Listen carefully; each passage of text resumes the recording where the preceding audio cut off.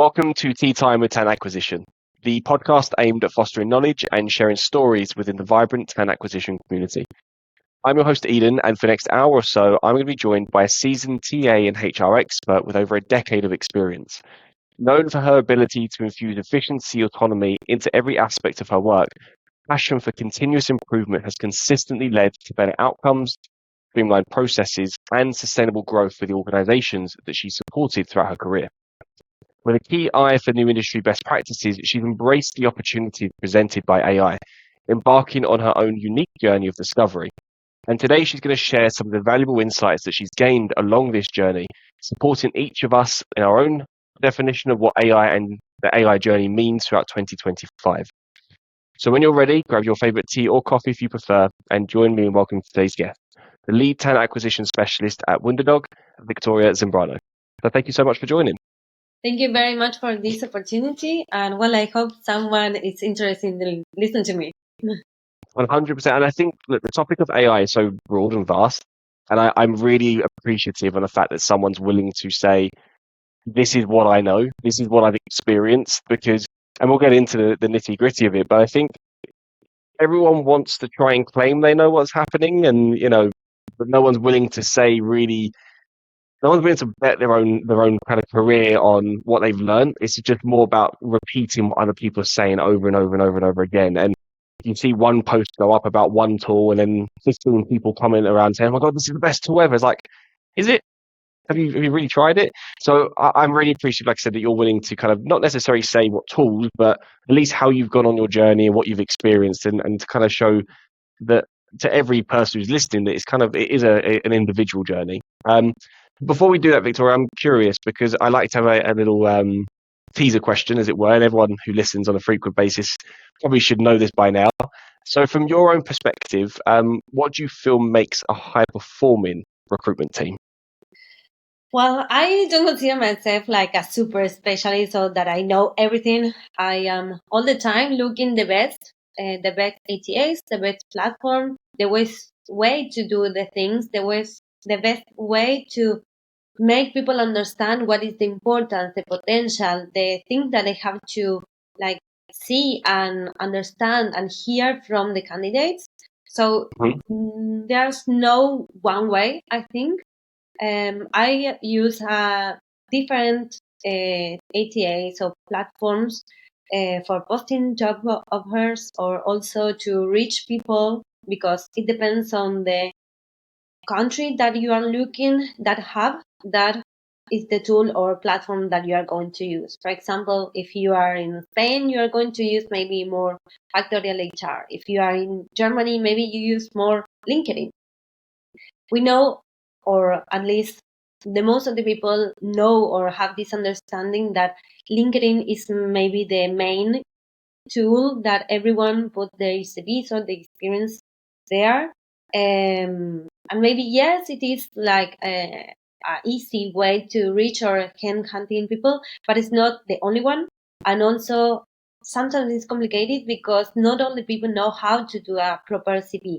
So when the sourcer or the recruiter is doing the method of booleans, for example, that you use some words specific with some AI like tools or words or like, I don't know, apostrophe or something like that. Like there's a lot of algorithms in LinkedIn and other tools also.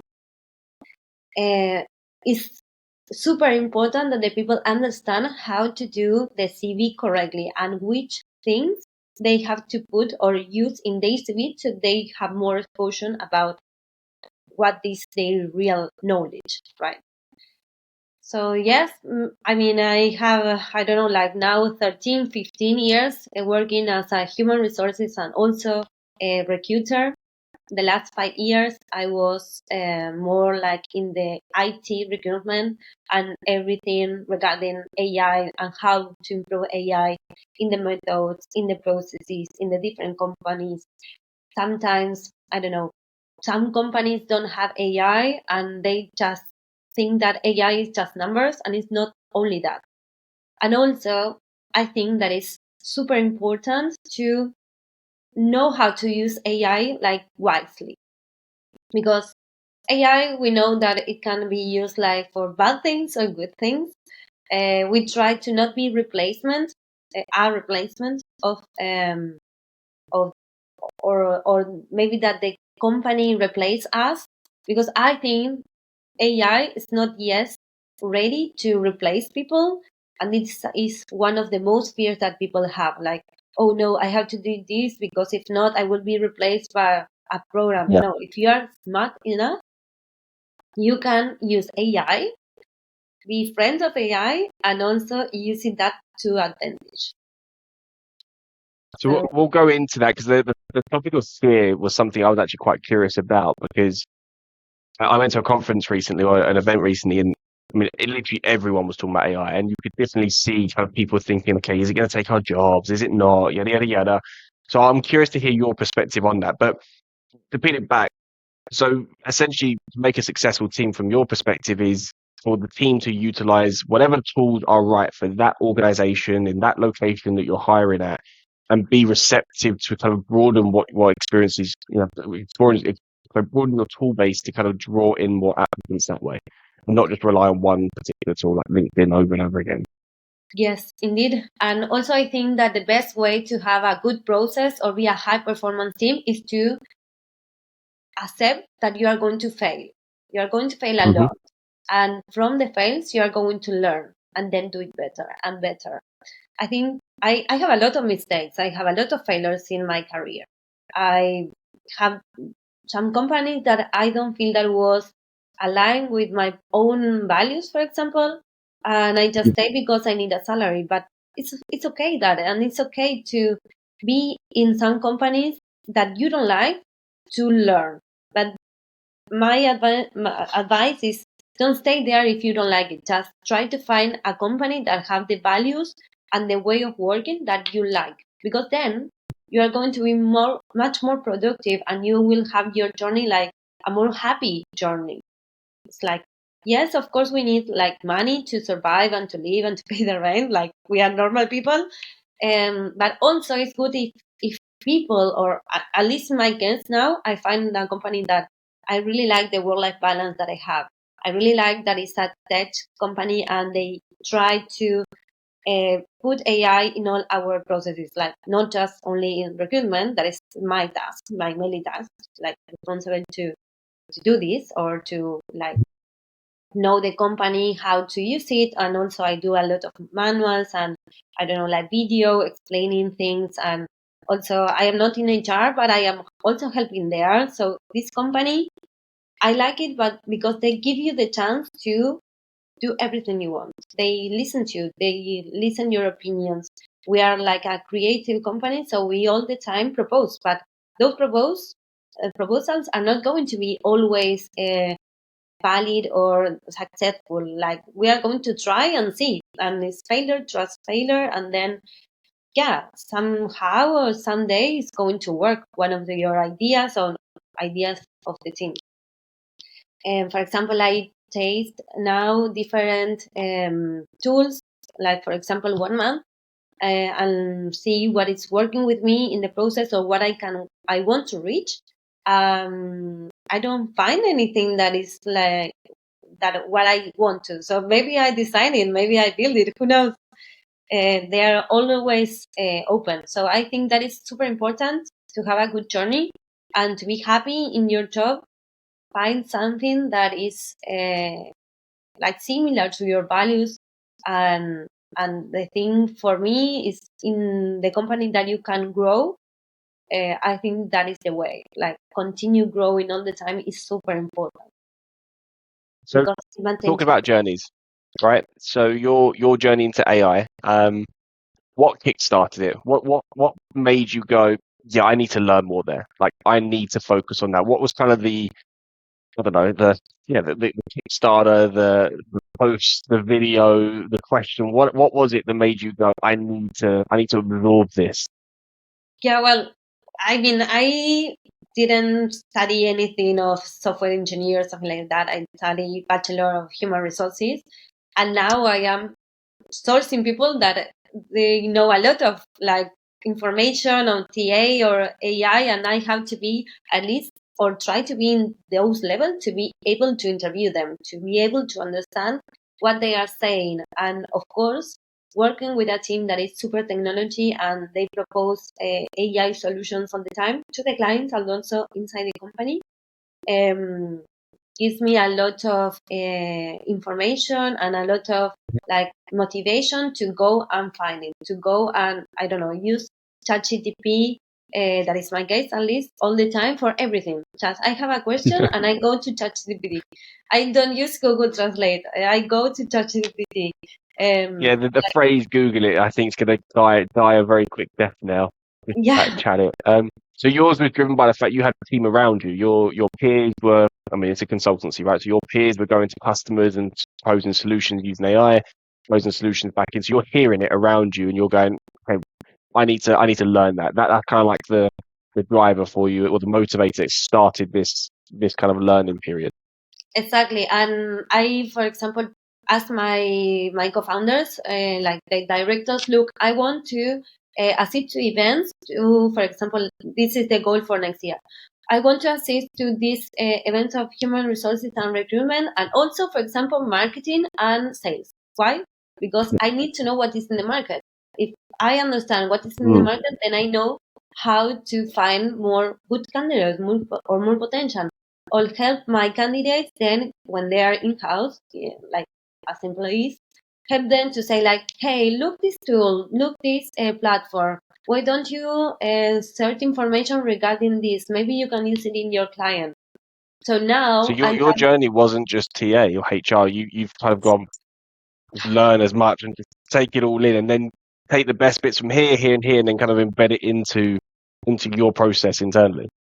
yes, now I am more like networking people, helping others, and also helping myself. I mean, I have information from my colleagues for, I don't know, like what happened with some stocks, for example. Oh, do you know this airline that have a mistake in the software and now the stocks go down? Wow, amazing. I like stocks. Then I go and read what was happening. You know, it's like, it's a lot Market of information. manipulation is not a good thing. Let's say that one. You're Yeah. looking at issues in prospective stock crashes, Yeah, but buying when they're going down. Okay, all right. Well, that's a okay. separate conversation. We won't. If anyone's in law enforcement, please don't arrest you. No, I'm joking. So when you begun, right, the journey of AI, I think, and this is what kind of stops, I think, a lot of people. Two parts. One is the fear, which you've already discussed slightly, so we'll touch upon that, but also is the sheer volume. And I think as now we're recording this in December 24. And I think now it's probably like every other week I'm seeing a new improved AI tool on the market, right? There's Yeah. so much noise. Every other post is AI. And like I think again on LinkedIn, if any way you want to get likes and comments now is just say something slightly out there around AI, and it's like, oh no, not this, not that. So there's all this noise. There's all these conferences. There's just so much, and then you always have like this paralysis of where do I begin? So tell me a little bit about kind of how did you start your journey, and do you have any specific recommendations where other people might just want to start a little bit easy? Don't just dive headfirst into 15 conferences in the next year, but just want to start a little bit here, a little bit there. Um, Tell me a little bit kind of how you begun. Yes, I began, I think, like asking people, talking with CTOs, talking with founders, talking with like general managers. But now I know that I can do it because I know that I have the knowledge. I believe in myself. I think that is super important. Like, just believe in yourself, and if you want to chase something, go and do it. That is my advice. How to do it? I think everyone has to know and find their own path, because I am not a shame person, so I go and just ask and talk to people. And I say, I don't know, I was in an event, and I went to the people that was in the panel and said like, hey, can I talk to you like 5 minutes, please? And something happened in the talk, and it's super interesting. And maybe after that, there's a lot of things or opportunities to work together, or I don't know, I have like maybe software engineers or colleagues or marketing people that can help them. You know, it's like everything is regarding network. And yes, It's true that a lot of people talk about maybe data and how to do it and how to improve this in the processes, but they are companies that they are super big and super huge and have big teams, and you don't have every time that. Sometimes you Yeah. just do it yourself, or sometimes you have two people. And I know there is a lot of burnout of people that say like, yes, we want to do this, but we are few people and the company doesn't give us budget. I don't think Hmm. that everything's regarding budget or as much people to do things. Maybe you can find ways to do it in a small team, but you have to think and have like I don't know, brainstorming or talk with people to gain more perspective how to do things. Um, if you are a junior, for example, I think that the best way to start is to participate to the events, talk with people in human resources, uh, understand what you want in life or how is your career going or where is your path or your what you want to do in your life, what you like to do. And so I don't know, I know a lot of people that maybe study economics and now they are doing sales or they are doing purchasing or they are maybe in human resources. So it's not always what you study what you are going to do. For example, me, I study human resources and now I am more strategic and more like maybe I want to go to sales because I like to talk with people. I like to have a big network and I like to help people. I like to sell something where I believe in. So I think everything changed. And also with the AI, everything is changing. And I believe that there's a lot of works or tasks that maybe are super operational or manually, and they are moving forward to be more agile or with a mindset uh, thinking in the future or thinking how to use this technology to improve processes, to improve time. But on the other hand, we don't have to lose the importance of humanity, for example, because for a lot of people, and in my case, for a lot of engineers or software developers, it's still important and they count, that they are not just a number, that their opinion Precisely. counts. Hmm. So it depends. But for studying, just to be brave and do fails, I don't know. So the networking part and pushing yourself, speaking to people, and just no such thing as a stupid question. That's really how you just just started to absorb, learn from one person, see if you could make a connection, and kind of take it from there. Yes, and also if you don't know something, you can say like, "No, I don't know what you are talking about. Can you please explain me, or Yeah. where I can find this information?" Like, it's nothing wrong to not know. I think that you And are you're more. pushing yourself. Sorry, you're pushing yourself outside of your current company because you use the phrase CTOs. So are you proactively go into market and speaking to CTOs outside of Winderdog, or are you speaking to your CTO? In both cases. I talk with my Okay. CTO and also I talk with other CTOs. And I think that there's people in high, maybe positions that they don't know what they are doing, but they are there. I They love the fact, by the way, that I love the fact you went to different types of conferences and it yeah. wasn't just TA related because I've been to a few TA ones and I find it's the same message repeated. And coming back to the things you see on LinkedIn, it's the same. And maybe it's because that's where my network is. I see the same faces. And I think, to be fair, people who see the podcast probably see my face alongside two or three of the same people every week anyway. So I get it. But I love the fact that you've actually gone further afield and said, okay, what can I borrow from marketing? Are there any tools there that we can use from sales? Can I embed that here?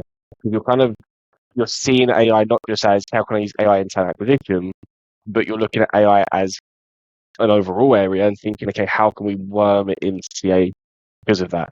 It's a really different outlook. A lot of people kind of, I don't know, I could be wrong, but I don't get that sense when I'm speaking to people. I feel like it's always the same conversation of how do we do it for candidate experience? How do we do it for this, that, and the other? It's like, but you're kind of seeing it as a bigger picture. Yes, I see more as a big picture because I think that everything is connected. And for Yeah. example, I don't know, TikTok, for example, is more marketing than other things. in human resources and in recruitment, they have the same processes that all the other companies. There's nothing new. So they are not Yeah. maybe innovative in that way. Maybe something different changes, but it's not like, oh, TikTok has an amazing recruitment. No, it's like everything is the same because you are talking about persons, you are talking about like human beings. So you have to understand how the business works. So if I want to, in my part of talent acquisition leader, I want to do more marketing, I have to learn what is marketing, what brain is the marketing people working, Yeah. how a CMO thinks, why he's creating, why he all the time have new solution or new things to do the same, how to sell more.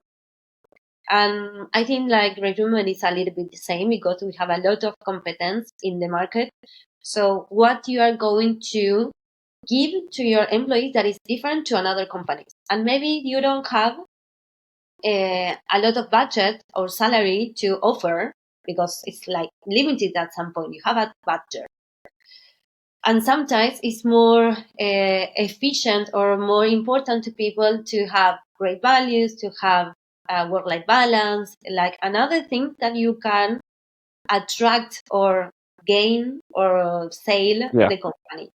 So participating in different events as marketing, e-commerce, I don't know, macro and microeconomy also events of law, for example, it brings you a big panorama how a full business is working and not just your own career or your own department and just be focused on that. Yes, you have to be focused, but you also have, at least in my opinion, to have a big panorama how things works. It also helps with the big question mark of moving from recruitment as a service provider to your business, but also to a business partner. If you can come back to them with various solutions to different parts of the business, even if it's not a complete solution, it's an idea that sparks something and allows them to grow, then you're adding more value as a recruiter. I think I might know the answer based on how you're answering, but please tell me. So did you ever get that fear paralysis? When you started this journey, did you ever sit there and think, holy shit, I might be out of a job at the end of this, but I'm going to go explore it anyways because, at the beginning of 2024, I think everyone was saying jobs will be gone. We're all just going to be sitting there watching Netflix by the end of the year. So did you ever have that, or was it you didn't really see it as a fear element? No, yes, of course. I all the time say like, oh, I don't know anything about this. Well, I just go whatever. What is the problem? If something wrong happen? Um, but yes, I sometimes I am there and I don't understand anything. It's like I don't understand what they are talking about.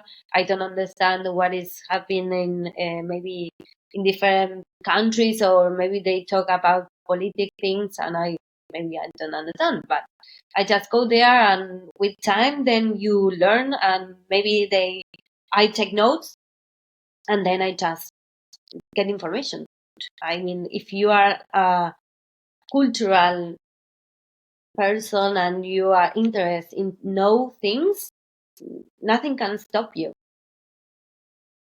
So from your journey right so far, the conferences you've been to, the videos you've watched, sorry, the people you've spoken to, where do you feel AI is going to benefit the talent acquisition process the most when we adopt that kind of into that area? It doesn't need to be a specific tool, but if you do have one, great. But if not, but more of like kind of, yeah, just how do you think it's going to make our jobs a little bit easier?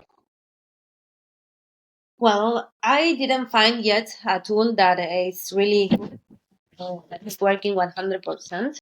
I think at the moment you need at least 2 or 3 ATAs or platform to have really good maybe sourcing or process.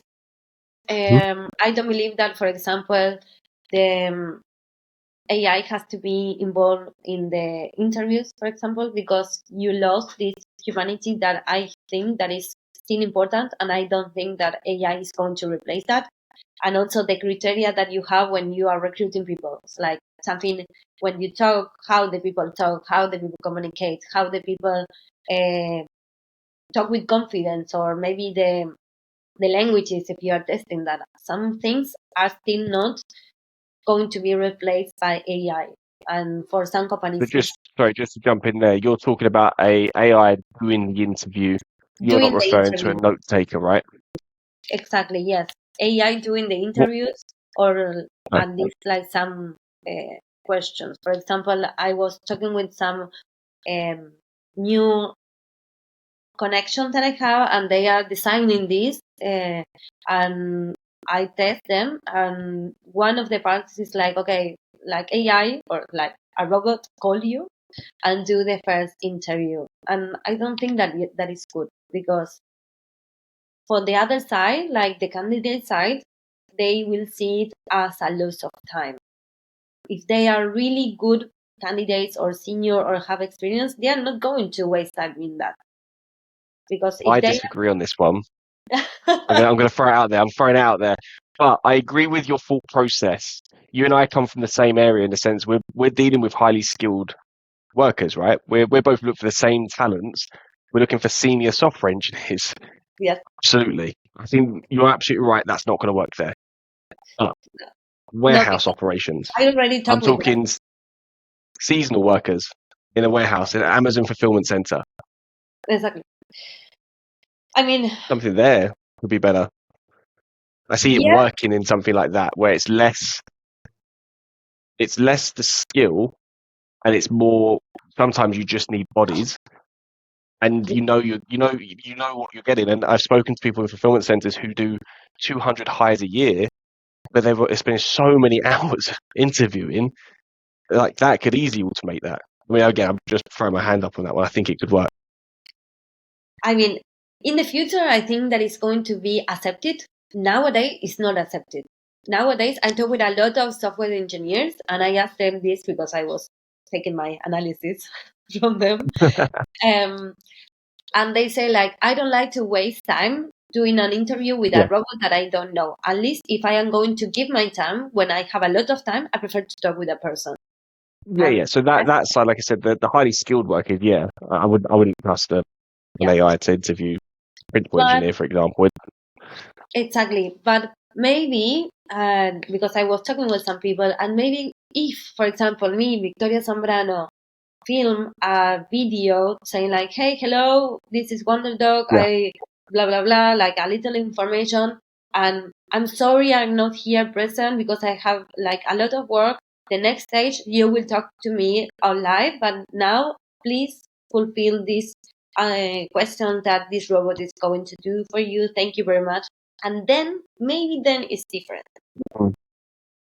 I'd You like to put a see the little bit pilot. of what? Yeah, I like to. I'd like to see someone pilot something like that to see, A/B test the results out of it, because I Yeah. think you're like softening the blow of, hey, you're going to speak to a robot, but there is actually a person here somewhere.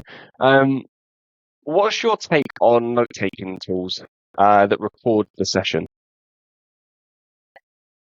Uh, what tools yes and what tools not?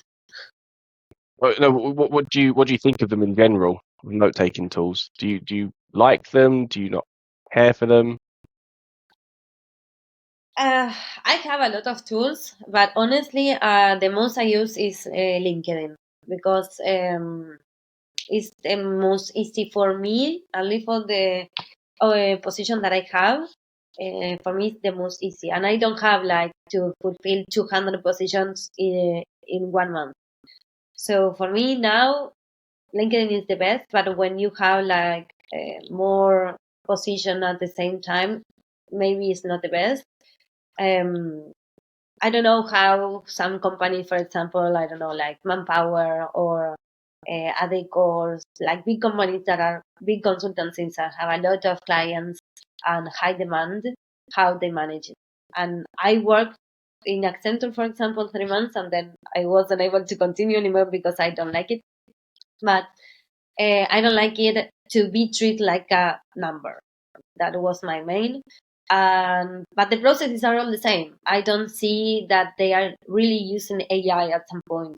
And Yeah, sometimes the data that they use is more to present to the, I don't know, to the founders or co-founders or the associates, but it's not really to help to the department. So for me, it doesn't make sense to do data just because to do it. If you do data, if you have analysis, that is super important to do something. If you don't do anything with that, it doesn't make any sense for me, at least. I think that a lot of people waste a lot of time doing data and doing analysis and doing like Excels and for nothing. It's like you can be using those time to maybe more hiring and having good interviews with more time, not just, oh, it's time, I have to jump to another meeting. No, it's like maybe you can waste that time of doing the data to something that is more important, like having a good conversation or doing maybe I don't know, like a career structure of growth of the team to really see which skills they know, which skills they have to get to know better, or how they can improve themselves, or maybe do certification. I don't know, there's much more things that are important just to use data for nothing. I really You are, by appreciate. the way, you are speaking to a data junkie. So I Sorry. am curious. No, no, no, no. Everyone has their opinion. That's absolutely fine. That's why I didn't want to step on your toes too quick. But you are speaking to someone who lives and dies by the data sword. I use it for everything. But as an external, I have to. I have to convince companies when I think they're wrong, but I have to show them through data. That's my analogy or methodology to it.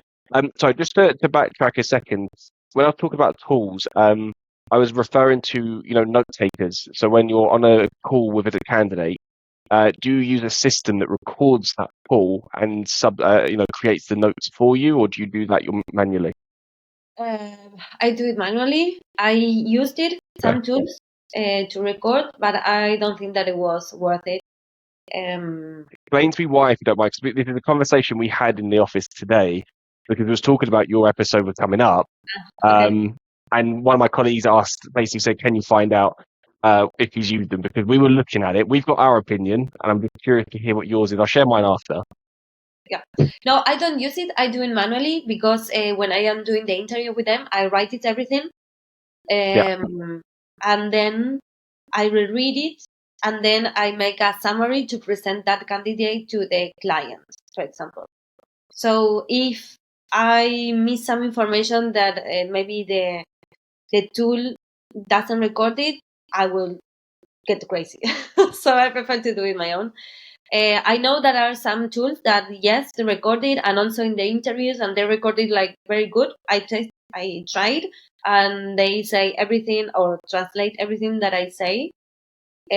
But I don't use it myself. I prefer to do it manually. I trust more in doing manually, and also I don't follow a structure when I interview.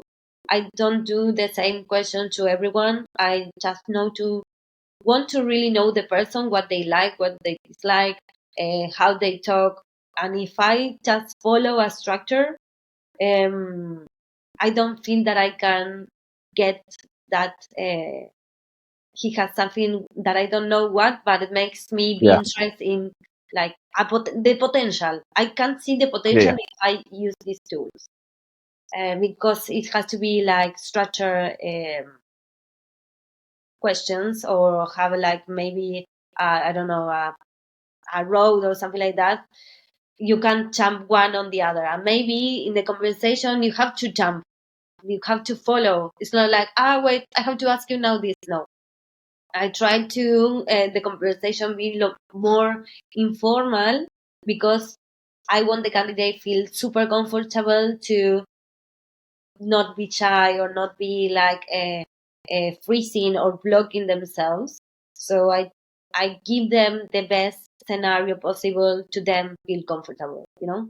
I was in their positions a lot of times, maybe thousands of times, and I treat them as I would like to be treated in an interview. I don't know. I'm super soft person in that way, so I am empathy with them, and I know what it's to Well, be. it's that pre-screen part that you've just said at the end there, which is exactly what we've thought. So going back to the event that I went to, a lot of people were for tools like MetaView, right? And MetaView, I think, is the most prominent one where you put your list up there and it answers it for you as you go. It works when you've got a client, I think. When you've got a job order to take, when you've got a project to take, when you've got a piece of work that you do not want to miss information, and the client, whoever it is, project manager, product manager, CTO, is aware, because you're talking facts. There's not really anything you can deviate. Works brilliantly there. Candidates, I actually think it's going to be probably one of the biggest mistakes people embed into their tech. I'm throwing it out there. One of the biggest mistakes you can put into a tech stack for a TA, because you're stopping people from being authentic. The moment they know they're being recorded, they're not going to be honest with you. And I can guarantee that it's going to make everyone just this beige candidate, and you need color in your life. And all you're going to get is nothing of genuine value until they start. And that's when your interview process is going to start, and it's going to cost a ridiculous amount. But the problem you have is that everyone is screaming about how good it is. But has anyone asked the candidate, and has anyone done the data behind it to say what the drop-off rates are? What, for example, the happiness ratings at the end, things like that, because I can't see it happening. And in Germany, obviously where we both recruit for, you have to ask, are you happy to be recording? I've had people drop off the call saying no, and I've lost the chance to speak to that candidate because of a tool. And so we just basically blocked it. We're like, no, we're not touching it. We'll do it manual. Yeah, exactly. So I think we're on the same page. Exactly. And also, for example, in the questionnaires or the quizzes that we use, I prefer to be anonymous. And yes, maybe if someone says something bad, I prefer the truth, because with the truth, I can 100%. work and do better. If just people say like, oh no, I will say this because I don't want to my bonus be touched, or my career is drop off because I say something bad, like someone is going to know that I say that. So when I do, for example, questionnaires or quizzes to my employees now, and also in my previous companies, I always convince the manager that it should be 100% anonymous.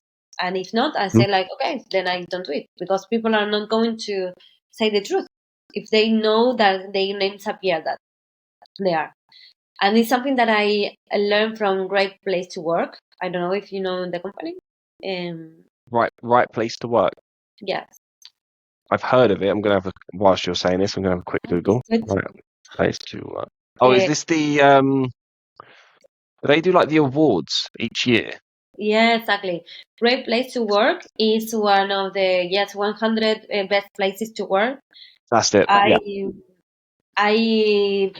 want to participate in one of my companies in the past, and I have to fulfill a lot of things. You have to reach a lot of targets, so it's not easy. So I clap to the companies that are there, because it's really good. They are super human well-being care, and that is amazing. But if you want if you're listening and you have a company, go to Great Place to Work, ask them what is the standards, and then you can maybe reach it. I'll find some links for some contacts in case anyone wants to find it. Victoria, I'm curious, right? So just to wrap this up, from your side, anyone who's starting 2025 with an interest into AI, but still listening to this going, oh my God, there's still so much to explore. What's the number one thing you'd recommend they do? Just as soon as they get off this podcast, go do this. What do you suggest? Don't stay in a company just because of the salary. Go to a company that you like to work because you are happy in, and you can still grow in the company. And if you are not growing enough, just change. Changing is the only way to learn. And if you are in 2025 and you like AI, keep going and keep looking for information, because it's everything new, and all the time there are going to be new things. If you are a woman and you are doubting of, I don't know, software engineer, AT, TI, super complicated, just start, try to learn, see videos in YouTube, in TikTok regarding these tools or regarding these topics.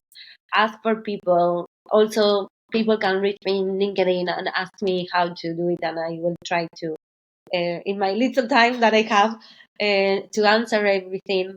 If you want to learn, go to, I don't know, Concursera, and that is a place of platform. There are a lot of courses there that are for free. Also in LinkedIn, you can reach a lot of courses.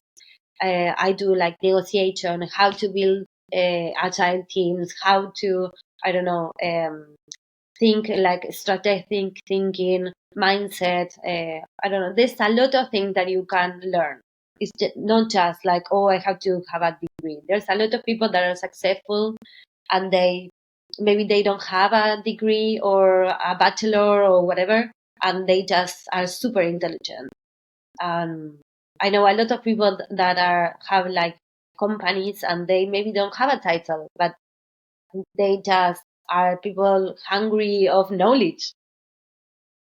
So So push yourself, don't stay put in the same company, and keep growing. That's the takeaway. And you've already answered my next question. I was going to say, if people want to pick up the conversation with you further, where can we find you? But you've already answered it. So LinkedIn, I'll pop your handle into the description of this as well. But Victoria, I really appreciate you, like I said, being very transparent and being honest about your journey. And you hit the nail on the head earlier on. This is unique to everyone, and what works for you might not necessarily be right, especially as you're quite open-minded to go up to people and talk. So it's always about finding what works for you. But hopefully, it kind of spark more curiosity from people. But thank you so much for joining. Thank you so much for the space. And yes, of course, I am super happy on being here and talk about a little bit of my journey or what are my thoughts, because yes, it's my thoughts all about this or my experience. Sometimes work, sometimes not. But yes, if someone needs information, they can reach me on LinkedIn. I am open to share everything. And thank you again, Eden, for the space. Appreciate it. Enjoy the rest of your day. Thank you. Thank you very Bye much. bye.